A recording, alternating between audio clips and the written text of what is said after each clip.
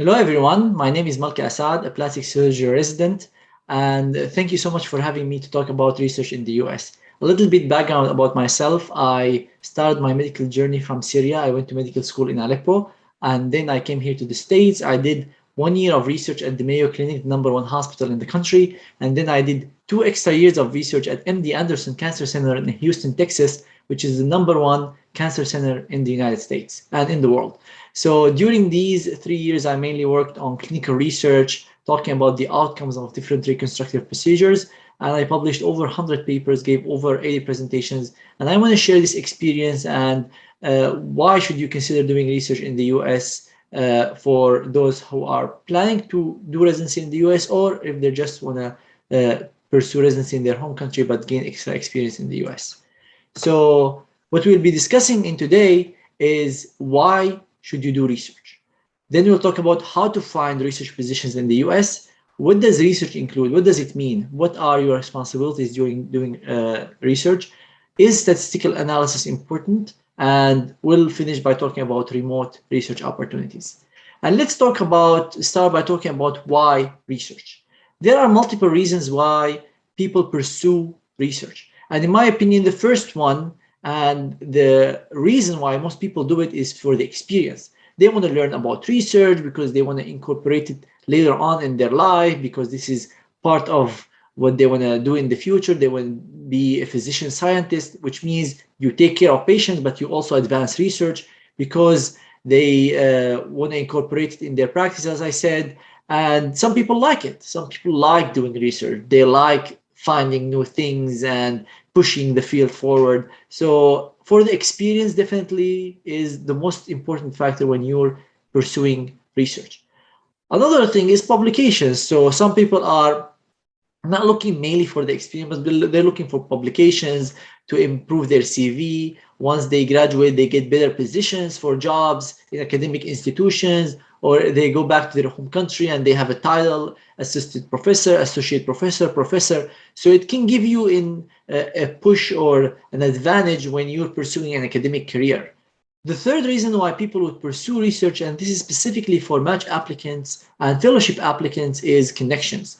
Because when you do research, you are able to interact with US physicians, especially for international medical graduates who they come from other countries, they don't know many people in here, and they want to establish these connections because connections are very important in the match. So when you work with someone one-on-one, and these people who are doing research are generally known within the field. So they have power in selecting residents, power in selecting fellows in the future. So if you are able to establish this one-on-one interaction with that person for 6 months, for a year, that's a huge advantage when you apply to the match. Even if you have low scores, even if you have big gap from your medical school, if you do a good job and prove it to someone who is influential within the field, that's going to give you a huge advantage when you're applying to the match. That's why it's recommended mainly for competitive specialties to do 2 or 3 years of research. And it's very unlikely to see an IMG who just comes to the US and match directly for competitive specialties like neurosurgery, plastic surgery, orthopedic surgery. So these specialties are tough to get in. So if you establish that type of connection with someone, you are able to increase your chance of matching. Sometimes even for internal medicine, if you have low scores and big gap, what could be a solution to this problem? If you do research, that is a fair way of you increasing your chances of matching, building this one-on-one personal relationship with someone known within the field. So these are the 3 main reasons why you should consider doing research before applying to residency or before applying to the match. And now let's go to talk about how to find these positions. And there are multiple ways to do that. And the first way, the most common way, is emails.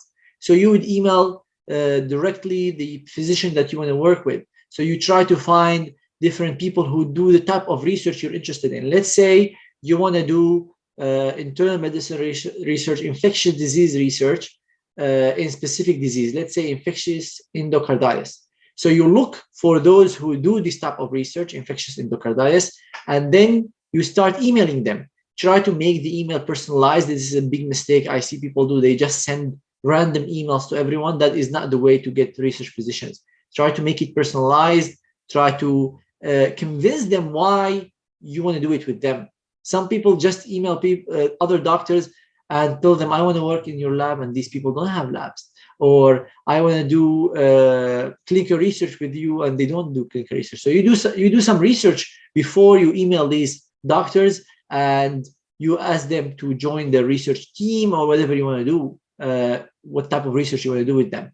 That's why also you should research the type of research they do to see if that interests you. Because I know some people just want to find a position, but if you want to find something that will help you, you have to tailor it to your interest and what you're looking for. So don't do orthopedic surgery research if you want to match into ENT, or neurosurgery research if you want to match into plastic surgery. So you have to do it in the specialty you're applying to. So you build these connections, going back on the connections point, you build it in the field that you are applying to, because these connections will help you match in that specialty.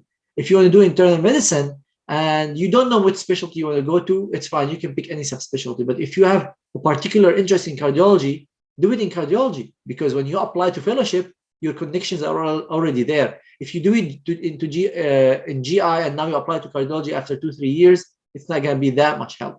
So just consider all these factors before you email someone. You'll see some postings. So you'll see an institution posting a position. They say, oh, we're looking for someone who does these type of tasks, 1, 2, 3, and they give you the email and the contact information that you should reach out to in order to get this position. So these are other options of finding research positions. So generally, the first one is the common one. People email doctors directly, or you might find on their website. For example, you look Harvard Internal Medicine Residency Program, you go to Research tab and find the section where they say, we are looking for a research fellow, research assistant, etc.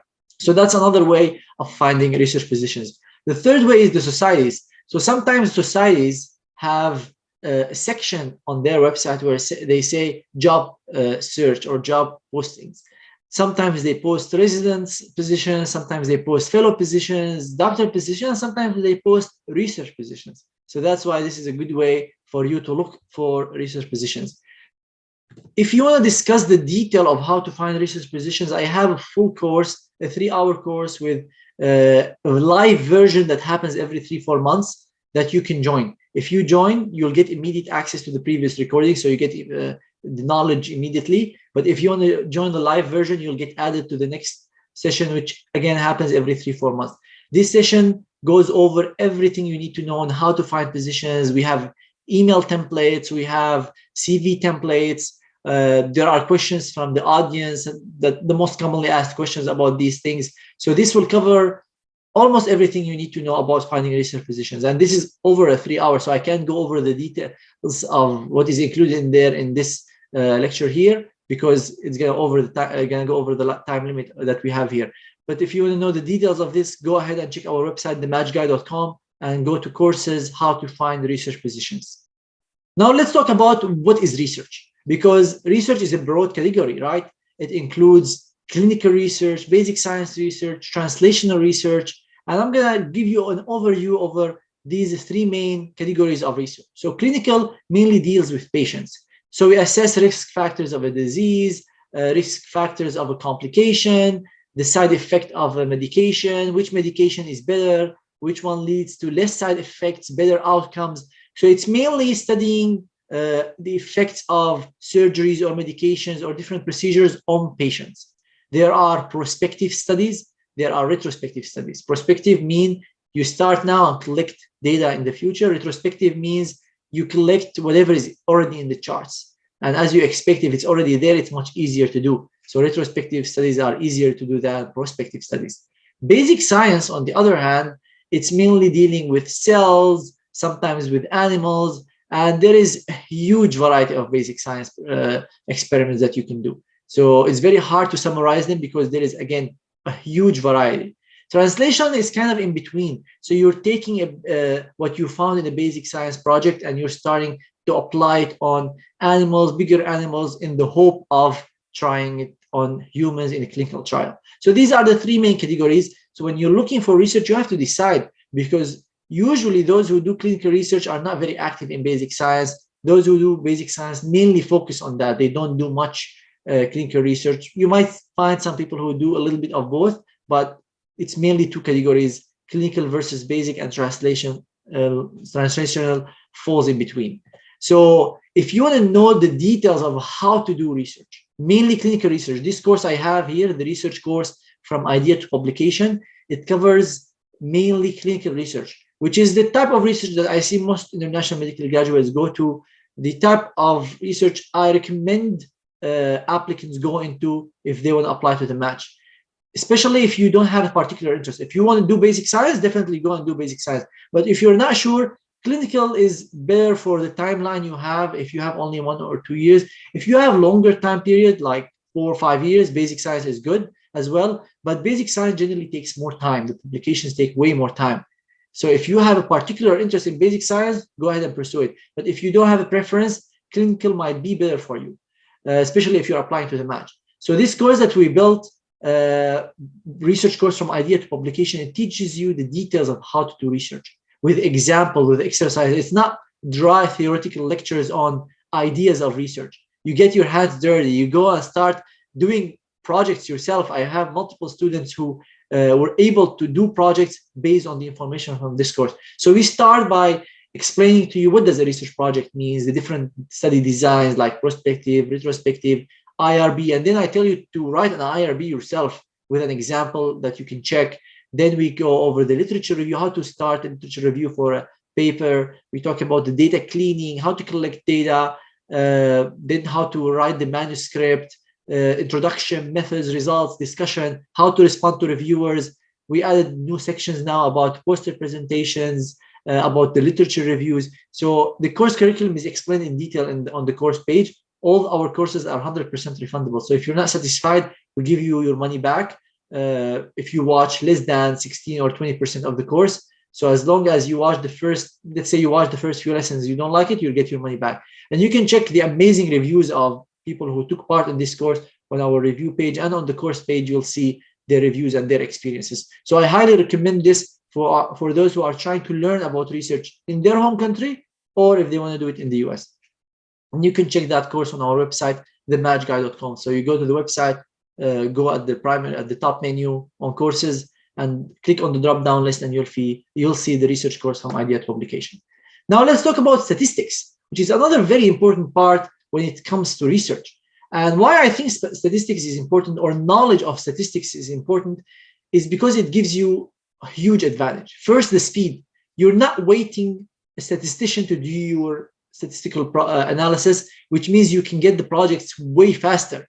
So instead of waiting a month, you can do it within a day, and boom, you submit your paper. Especially if you're applying to residency, you usually don't sit for 5-6 years doing research. You have limited time period, so you need to speed things up as much as possible. Second is the understanding. Once you understand the statistical analysis, you are able to better analyze papers, to better understand what is included in the paper, to design better projects. If you are able to understand analysis, you design your data collection differently because you want to do it in an efficient way to analyze it directly. So that's why it's not only about doing the analysis yourself, but it gives you that extra understanding that most doctors don't have. And third is independence. So again, you're not dependent on someone. If your statistician leaves the department, you don't have any way to do statistical analysis. If you know it, you can do it yourself. So you're not dependent on someone to continue and finish your research projects. And that's why, again, we created another course that discusses the details of how to do statistical analysis for clinical research projects, starting from the basics of statistics. So all our courses, even for those who have no idea about research and about analysis. So we start by talking about the different types of data, the chi-square, Fisher's exact test, when to use each, the mean, the median, the t-test, and then we go into survival analysis, regression analysis, and all these lessons are supported by exercises, by data. So we give you data and have you analyze it, and then you check our results and see if you get similar results. And again, this course is 100% refundable. You can check great experience of students who took part in this course on this course page on our website, and our review page on Trustpilot. So if you go to Trustpilot and click the Match Guy, you can see our reviews as well there. So these courses, again, I built them based on my experience publishing over 100 papers, over 1,000 citations, over 80 presentations. So it gives you the practical. That's why I want to emphasize on that. These courses give you the practical idea of how to do research, not just theories. There are multiple courses about research and analysis, but those that give you the practical standpoint are very rare. So that's why I recommend, if you want to do research in the US, I highly recommend learning also about statistics, because it gives you that extra, it makes you unique in your skills and gives you an extra advantage. And that's also, by the way, an extra skill that you can write on your CV when you're applying for positions. Because if you can do analysis, most PIs or principal investigators or mentors would be interested in having you on their team, because that would save them thousands of dollars. Now let's talk briefly about remote research opportunities. So most of the things I've been talking about are for those who want to come to the US and do research here in the US, which is what I recommend if you can do that, because you want to build connections, you want to be here, show them that you're always available, you learn about the culture. Sometimes you can even do rotations or observerships while you're doing research. But why would you do remote research? There are multiple reasons. The first is you learn about research. So the same that applies to the actual research experience here in the US applies to remote. So you can build the experience, you can get publications, but also build connections with people, not as much as if you were here, but if you found, for example, a resident or a fellow or even an attending who is looking for someone to help them with data collection that does not involve patient information. So that's the unique part about research, that usually you can't get access to patient information, because these institutions will not give someone from an outside place access to their patient records because of HIPAA violations and all these issues. So you might be limited in the type of projects you can work on, but still you can interact with US doctors, you can get publications. So these are the main reasons that you would pursue a remote research. And if you're limited, you can't come here because you're still in school, this is a good way to start. How to do that? You have to reach out to people. The same way that we talked about email, look on social media, look on LinkedIn, on Twitter, who is active in research, reach out to them. Do you have any research project I can help with? Most people will say no. So don't get disappointed if you get 5 no's or 10 no's. But 1 or 2 might respond to you, and that's what you need. You don't need 100 mentors, you just need 1 or 2. So we have a detailed blog post on our website, thematchguide.com, that was written by a medical student who took part in remote research experiences, and he published over 10 papers from these remote opportunities. So don't underestimate the value of remote research. So if you want to learn the details of how he was able to do that, his approach, his advice, go ahead and check that blog on our website, thematchguide.com.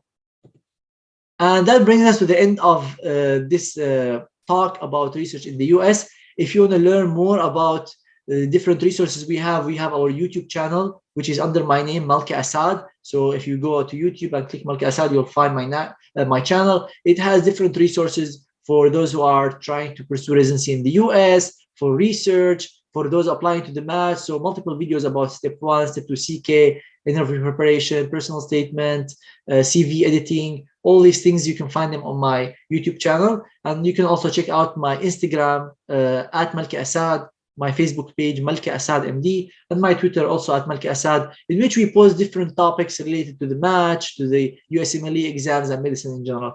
I hope this talk has been helpful and helpful to you and give you an extra insight that you didn't have about research. If you have any questions, don't hesitate to reach out to us on our email, info@matchguide.com, or one of my social media platforms, which has my name, Malki Asaad. Thank you everyone so much for joining. And if you have any questions, feel free to ask.